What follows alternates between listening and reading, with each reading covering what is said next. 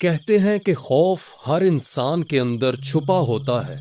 کوئی اندھیرے سے ڈرتا ہے تو کسی کو ویران راستوں اور اندیکھی چیزوں کے احساس کا خوف۔ لیکن ایک لڑکا ایسا بھی تھا جسے کسی چیز کا خوف نہ تھا۔ یہ بہت پرانی بات ہے۔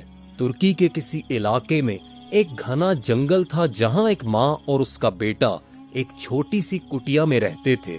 وہاں نہ تو کوئی بستی تھی اور نہ ہی کوئی پڑوسی، بس پراسرار خاموشی تھی۔ ایک سردیوں کی شام دونوں ماں بیٹا بیٹھے باتیں کر رہے تھے کہ اچانک طوفان اٹھا اور تیز ہوا نے کٹیا کا کمزور سا دروازہ کھول دیا۔ ہوا کی سرسراہٹ ایک عجیب مگر بھیانک سی آواز پیدا کر رہی تھی۔ وہ آواز سن کر عورت چونک گئی، کانپ اٹھی اور اپنے کندھے کے پیچھے یوں دیکھنے لگی جیسے پیچھے کوئی خوفناک چیز کھڑی ہو۔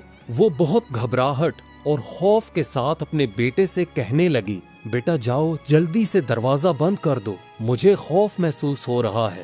اس کا بیٹا کہنے لگا، خوف؟ وہ کیا ہوتا ہے ماں؟ خوف محسوس ہونے کا کیا مطلب ہے؟ ماں نے جواب دیا، اٹھو تم دروازہ بند کرو، بس مجھے خوف ہے۔ یہ تو بس ایک احساس ہے جو اچانک دل میں آ جاتا ہے اور پتہ بھی نہیں چلتا کہ کیوں۔ لڑکے نے حیرانی سے کہا، یہ تو بڑی عجیب بات ہے، خوف کو نظر تو آنا چاہیے۔ ماں میں دنیا کا سفر کر کے خوف کو تلاش کروں گا یہاں تک کہ اس کا سامنا کر لوں۔ اگلی صبح جب اس کی ماں ابھی بستر سے نہیں اٹھی تھی، وہ لڑکا اپنی کٹیا سے باہر نکلا اور خوف کو تلاش کرنے نکل پڑا، مگر اسے اندازہ نہ تھا کہ یہ سفر اسے کس انجام کی طرف لے جائے گا۔ وہ پورا دن جنگلوں اور میدانوں میں بھٹکتا رہا اور شام سے کچھ دیر قبل وہ ایک پہاڑ پر پہنچا اور اوپر چڑھنے لگا۔ پہاڑ کی چوٹی کے قریب ایک ویران جگہ میں اس نے کچھ لوگوں کو آگ کے ارد گرد بیٹھے دیکھا۔ ان کے کہے چٹانوں سے ٹکرا کر دور تک گونج رہے تھے۔ وہ سب خطرناک ڈاکو تھے۔ دن بھر چلنے کی وجہ سے لڑکا اب تھک چکا تھا۔ وہ بھوکا تھا اور سردی سے ٹھٹر رہا تھا۔ جب اس نے آگ کی روشنی دیکھی تو بہت خوش ہوا اور روشنی کی اور چلنے لگا، یہاں تک کہ وہ ان کے قریب جا پہنچا اور کہنے لگا، آپ سب کو سلام۔ یہ کہنے کے بعد وہ ڈاکوؤں کے درمیان یوں بیٹھ گیا جیسے انہیں مدتوں سے جانتا ہو۔ وہ آگ کے قریب گیا یہاں تک کہ اس کے پاؤں تقریباً جلتی لکڑیوں کو چھونے لگے۔ ڈاکو اپنی باتیں بھول کر ایک دوسرے کی طرف حیرانی سے دیکھنے لگے اور پھر غصے سے اس لڑکے پر نظریں جما لیں۔ آخرکار ان کے سردار نے کہا، کوئی مسلح قافلہ بھی یہاں آنے کی ہمت نہیں کرتا، یہاں تک کہ پرندے بھی ہم سے دور رہتے ہیں۔ تو کون ہے جو اتنی بے خوفی سے ہمارے درمیان آ بیٹھا؟ لڑکے نے جواب دیا، خوف؟ میں اسی کی تو تلاش میں ہوں، کیا تم لوگ میری مدد کرو گے؟ میں اپنے گھر سے خوف کی تلاش میں نکلا ہوں، شاید تم لوگ مجھے خوف دکھا سکو۔ ڈاکوؤں کا سردار غصے سے بولا، نادان لڑکے، جہاں ہم ہوں خوف وہیں ہوتا ہے۔ لڑکے نے جواب دیا، لیکن مجھے تو کچھ بھی نظر نہیں آ رہا۔ پھر ڈاکوؤں کے سردار نے کہا، ذرا صبر کرو، تمہیں ہم دکھاتے ہیں کہ خوف کیا ہوتا ہے۔ یہ برتن اور آٹا پکڑو، پہاڑ کے نیچے ایک قبرستان ہے، وہاں جاؤ، تمہیں وہاں لکڑیاں ملیں گی، جاؤ اور ہمارے رات کے کھانے کا بندوبست کرو۔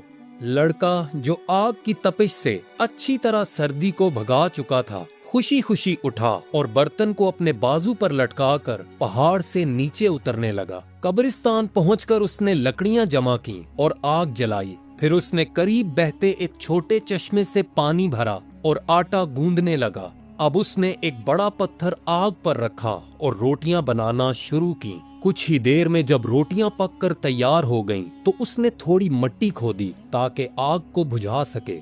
عین اسی لمحے پاس والی قبر سے ایک ہاتھ باہر نکلا اور آواز آئی، کیا یہ کھانا تم نے میرے لیے بنایا ہے؟ لڑکے نے ہنستے ہوئے جواب دیا، کیا تم سمجھتے ہو کہ میں زندوں کا کھانا مردوں کو دوں گا؟ یہ کہتے ہی اس نے ایک چمچ مردے کے ہاتھ پر دے مارا اور کہنے لگا، چل واپس جا، تو مر چکا ہے۔ پھر اس نے روٹیاں اٹھائیں اور سیٹی بجاتا ہوا پہاڑ کی طرف واپس چل دیا۔ جب وہ واپس پہنچا تو ڈاکوؤں کا سردار اس سے پوچھنے لگا، اب بتاؤ کیا تمہیں خوف ملا؟ لڑکے نے جواب دیا، نہیں۔ کیا خوف وہاں تھا؟ مجھے تو صرف ایک ہاتھ نظر آیا جو قبر سے باہر نکلا اور مجھ سے روٹیاں چھیننا چاہتا تھا۔ میں نے بھی اسے اچھا سبق سکھایا اور زور سے چمچ اس کے ہاتھ پر دے مارا اور وہ ہاتھ غائب ہو گیا۔ بھلا مردے بھی کبھی کھانا مانگتے ہیں؟ اس کی یہ بات سن کر ڈاکو ایک دوسرے کو پھٹی آنکھوں سے دیکھنے لگے اور لڑکا خوش ہو کر آگ کے پاس بیٹھ گیا۔ آخر کار ایک ڈاکو نے کہا، پہاڑ کی دوسری طرف ایک گہرا تالاب ہے، وہاں جاؤ، یقیناً تمہیں راستے میں خوف مل جائے گا۔ لڑکے نے جواب دیا، کیا واقعی؟ اگر ایسا ہے تو میں ابھی جاؤں گا۔ یہ کہنے کے بعد وہ تالاب کی طرف چل نکلا۔ جلد ہی وہ اس جگہ پہنچ گیا جہاں چاندنی سے چمکتا پانی کا ایک تالاب موجود تھا۔ وہ جیسے ہی قریب پہنچا اس نے ایک لمبا جھولا دیکھا جو عین تالاب کے اوپر لٹک رہا تھا۔ اس جھولے پر ایک بچہ تھا جو زاروں قطار رو رہا تھا۔ لڑکے نے سوچا، یہ جھولا کتنی عجیب جگہ پر ہے، لیکن یہ بچہ کیوں رو رہا ہے؟ وہ اس کی طرف بڑھنے ہی والا تھا کہ ایک نوجوان لڑکی دوڑتی ہوئی آئی اور اس سے کہنے لگی، میں اپنے چھوٹے بھائی کو جھولے سے اتارنا چاہتی ہوں، لیکن یہ جھولا مجھ سے اتنا اونچا ہے کہ میں اسے چھو بھی نہیں سکتی۔ اگر تم تالاب کے کنارے جا کر کھڑے ہو جاؤ اور میں تمہارے کندھوں پر چڑھ جاؤں تو شاید میں اسے پکڑ سکوں۔ لڑکے نے خوش دلی سے کہا، ہاں ضرور، میں تمہاری مدد کروں گا۔ جیسے ہی لڑکی اس کے کندھوں پر چڑھی، اس نے بچے کو جھولے سے نکالنے کی بجائے اپنے پاؤں لڑکے کی گردن کے دونوں طرف جما دیے۔ اسے محسوس ہوا یا تو وہ دم گھٹنے سے مر جائے گا یا پھر نیچے پانی میں گر جائے گا، لیکن پھر اس نے اپنی ساری طاقت جمع کی اور ایک زوردار جھٹکے سے لڑکی کو پیچھے کی طرف دھکیل دیا۔ جیسے ہی وہ لڑکی زمین پر گری، اس کے بازو سے ایک کنگن گر گیا جسے لڑکے نے اٹھا لیا۔ اس نے خود سے کہا، یہ بھی ٹھیک ہے، میں اس کنگن کو ان تمام عجیب واقعات کی یاد میں رکھ لیتا ہوں جو میرے ساتھ گھر چھوڑنے کے بعد پیش آئے۔ پھر اس نے مڑ کر بچے کو دیکھنے کی کوشش کی، نہ تو وہاں جھولا تھا اور نہ ہی بچہ۔ اتنے میں آسمان پر صبح کی پہلی کرنیں نمودار ہونا شروع ہوئیں۔ کنگن اپنے بازو پر باندھ کر وہ پہاڑ کی دوسری طرف میدان میں بسے ایک چھوٹے سے قصبے کی طرف چل دیا۔ وہ بھوکا اور پیاسا تھا اور جیسے ہی وہ قصبے کی مرکزی گلی میں داخل ہوا تو ایک خوفناک شکل والا آدمی اس کے سامنے آ کھڑا ہوا۔ وہ کہنے لگا، یہ کنگن تمہیں کہاں سے ملا؟ یہ تو میرا ہے۔ لڑکے نے جواب دیا، نہیں، یہ میرا ہے۔ وہ خوفناک شخص دھاڑ کر بولا، یہ تمہارا نہیں، یہ مجھے دے دو ورنہ تمہارے ساتھ بہت برا ہوگا۔ پھر لڑکے نے کہا، چلو کسی قاضی کے پاس چلتے ہیں اور اسے اپنی کہانی سناتے ہیں۔ اگر وہ تمہارے حق میں فیصلہ دے تو یہ تمہارا، اور اگر فیصلہ میرے حق میں ہو تو میں اسے رکھوں گا۔ وہ شخص اس بات پر راضی ہو گیا اور لڑکے کو گھسیٹ کر عدالت کی طرف چل پڑا۔ دونوں عدالت میں پہنچے جہاں قاضی انصاف کر رہا تھا۔ قاضی نے غور سے دونوں کی بات سنی اور پھر فیصلہ سنایا۔ دونوں دعوے داروں میں سے کسی نے بھی یہ ثابت نہیں کیا کہ کنگن اس کا ہے، لہٰذا یہ میرے پاس رہے گا جب تک کہ اس کا جوڑا یعنی دوسرا کنگن پیش نہ کیا جائے۔ یہ سن کر وہ دونوں ایک دوسرے کی طرف حیرانی سے دیکھنے لگے۔ ان کی آنکھیں جیسے پوچھ رہی تھیں، قاضی صاحب، ہم دوسرا کنگن کہاں سے ڈھونڈیں؟ لیکن قاضی کا فیصلہ حتمی تھا، چنانچہ انہوں نے سر جھکایا اور عدالت سے باہر نکل آئے۔ وہ خوفناک شخص اپنے گھر کو لوٹ گیا جبکہ لڑکے نے اپنا سفر جاری رکھا۔ بے مقصد بھٹکتے بھٹکتے لڑکے نے خود کو سمندر کے کنارے پایا۔ کچھ فاصلے پر اس نے ایک بحری جہاز دیکھا جو پانی میں ڈوب رہا تھا۔ جہاز کے عرشے پر ملاح خوف سے چیخ رہے تھے اور مدد کے لیے پکار رہے تھے۔ لڑکے نے ان کو پکار کر پوچھا، کیا تمہیں خوف کا سامنا ہوا؟ میں اسے ہی تلاش کر رہا ہوں۔ موجوں کے شور میں ملاحوں کی آواز گونجنے لگی، ہم جلد پانی میں غرق ہو جائیں گے، موت ہمارے قریب ہے اور ہمیں اس گہرے پانی سے خوف محسوس ہو رہا ہے۔ یہ سن کر لڑکے نے سوچا، خوف تو یہاں پانی میں چھپا بیٹھا ہے۔ پھر اس نے ملاحوں سے کہا، مجھے ایک رسی دو۔ اس نے رسی کا ایک سرا اپنے جسم اور دوسرا جہاز کے مستول سے باندھ دیا اور سمندر میں کود گیا۔ وہ نیچے اور مزید نیچے جاتا رہا یہاں تک کہ اس کے پاؤں سمندر میں موجود ایک پتھر پر جا کر ٹھہر گئے۔ جب اس نے پانی کے اندر دیکھا تو ایک سمندری پری موجود تھی جس کا چہرہ مکار اور شریر تھا۔ وہ ایک زنجیر کو پوری طاقت سے کھینچ رہی تھی جو اس نے جہاز کے ساتھ باندھ رکھی تھی۔ وہ جہاز کو آہستہ آہستہ پانی کے اندر کھینچ رہی تھی۔ لڑکے نے فوراً دونوں ہاتھوں سے اس پری کے بازو پکڑ لیے اور اسے زنجیر چھوڑنے پر مجبور کر دیا۔ اس نے ایک چاقو کی مدد سے زنجیر کو کاٹ دیا۔ جیسے ہی زنجیر کٹی، جہاز سمندر کی سطح پر رک گیا اور ملاحوں نے اسے چٹان سے ہٹا لیا۔ پھر اس نے سمندری پری کو ایک وزنی پتھر سے باندھ دیا۔ وہ پری اس لڑکے کو حیرانی سے دیکھتی رہی اور اس کی آنکھیں پھٹی کی پھٹی رہ گئیں۔ جاتے ہوئے اس نے پری کو الوداع کہا اور تیرتا ہوا ساحل کی طرف واپس آیا جہاں اس کے کپڑوں کی گٹھڑی اب بھی پڑی تھی۔ نوجوان نے جلدی سے کپڑے تبدیل کیے اور خوف کی تلاش میں آگے چلتا گیا۔ کچھ دیر کے بعد وہ ایک خوبصورت گھنے اور سایہ دار باغ میں پہنچا جو خوشبودار پھولوں سے لدا ہوا تھا۔ اس باغ کے بیچوں بیچ ایک صاف شفاف ندی بہہ رہی تھی۔ اب وہ بہت تھک چکا تھا، لہٰذا وہ باغ کے اندر داخل ہوا اور خوشبودار پھولوں سے لدی جھاڑیوں کے نیچے بیٹھ گیا۔ کچھ ہی دیر میں اسے نیند آ گئی۔ اچانک پروں کی سرسراہٹ اور پانی کی بوندوں نے اسے جگا دیا۔ اس نے احتیاط سے سر اٹھایا اور دیکھا کہ 3 فاختائیں ندی میں غوطہ لگا رہی ہیں۔ وہ خوشی سے پانی میں چھینٹیں اڑا رہی تھیں، خود کو جھٹک رہی تھیں اور پھر ندی کے گہرے پانی میں غوطہ لگا کر غائب ہو گئیں۔ جب وہ دوبارہ واپس ابھریں تو وہ 3 فاختائیں نہیں بلکہ 3 حسین لڑکیاں بن چکی تھیں جو اپنے درمیان موتی سے بنے ایک میز کو اٹھائے ہوئے تھیں۔ انہوں نے اس میز پر خوبصورت پیالے رکھے۔ پھر ان میں سے ایک لڑکی نے سراہی سے پیالہ بھرا اور جیسے ہی اسے منہ تک لے جانے لگی، دوسری لڑکی نے اسے روک لیا۔ اس نے پوچھا، تم یہ کس کی صحت اور زندگی کے نام پر پی رہی ہو؟ پہلی لڑکی نے جواب دیا، اس نوجوان کے نام پر جس نے قبرستان میں روٹی تیار کی، اور جب میں نے زمین کے اندر سے ہاتھ نکالا تو اس نے چمچ سے میرے ہاتھ پر چپٹ لگائی، مگر دوسرے لوگوں کی طرح وہ بالکل بھی خوف زدہ نہ ہوا۔ دوسری لڑکی سے پوچھا گیا، اور تم کس کے نام پر پی رہی ہو؟ اس نے جواب دیا، اس نوجوان کے نام پر جس کے کندھوں پر میں تالاب کے کنارے چڑھی اور اس نے مجھے اتنے زور سے جھٹکا دیا کہ میں کئی گھنٹوں تک بے ہوش زمین پر پڑی رہی۔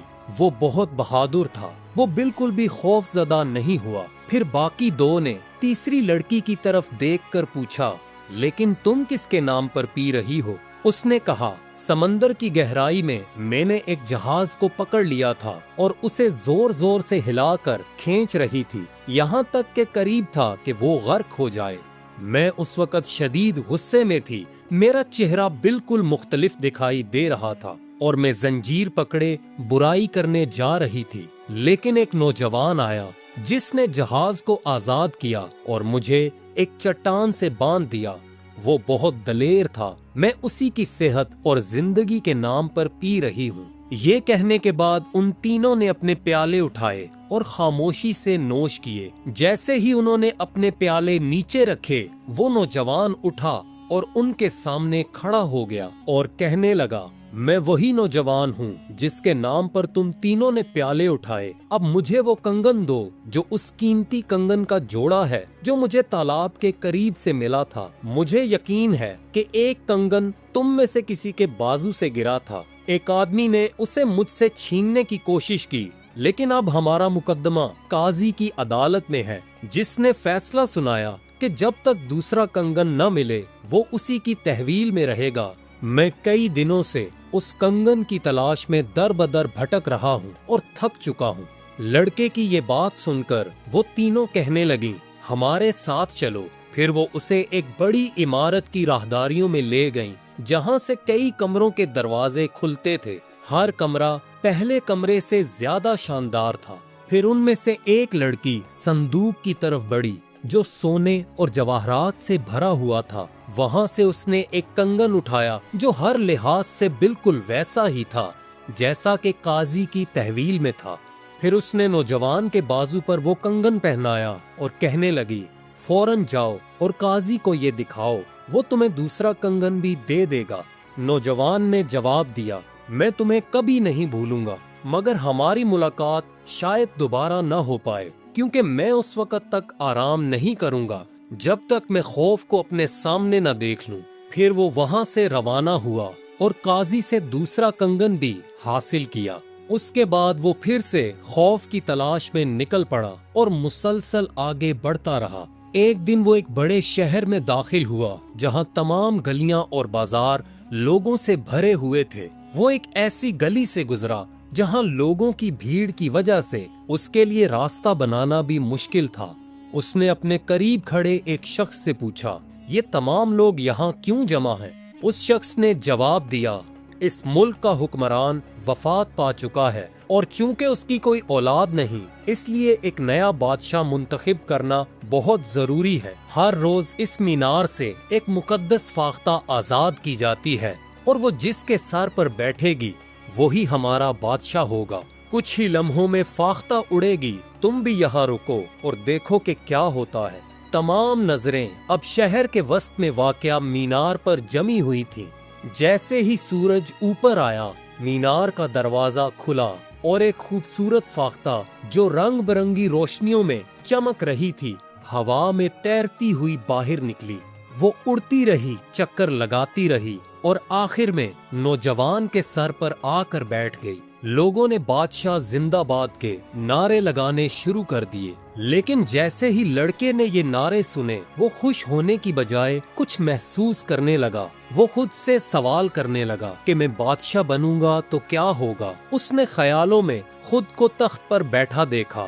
اس کی ساری زندگی غریبوں کو امیر بنانے، دکھی لوگوں کو خوش کرنے، برے لوگوں کو نیک بنانے اور انصاف قائم کرنے میں گزرے گی، مگر وہ کبھی کامیاب نہ ہوگا کیونکہ یہ آسان کام نہیں۔ پھر اس نے سوچا کہ وہ کبھی اپنی مرضی کے مطابق کچھ نہ کر سکے گا، وہ کبھی اکیلا گھوم پھر نہیں سکے گا۔ اب وہ چیخنے لگا اور اپنے چہرے کو اپنے ہاتھوں سے چھپا لیا۔ لوگوں نے جب اس کی آواز سنی تو انہیں لگا کہ وہ اپنی آنے والی شان و شوکت اور اپنی قسمت پر یقین نہیں کر پا رہا۔ کچھ لوگوں نے کہا دیکھو اس لڑکے کو یقین نہیں، چلو تصدیق کے لیے مزید فاختائیں آزاد کرتے ہیں۔ لیکن جو بھی فاختہ آزاد کی گئی وہ پہلی فاختہ کے ہی پیچھے چل دی اور اسی نوجوان کے کندھے پر آ کر بیٹھ گئی۔ اب لوگوں کے نعرے پہلے سے بھی زیادہ بلند ہو گئے۔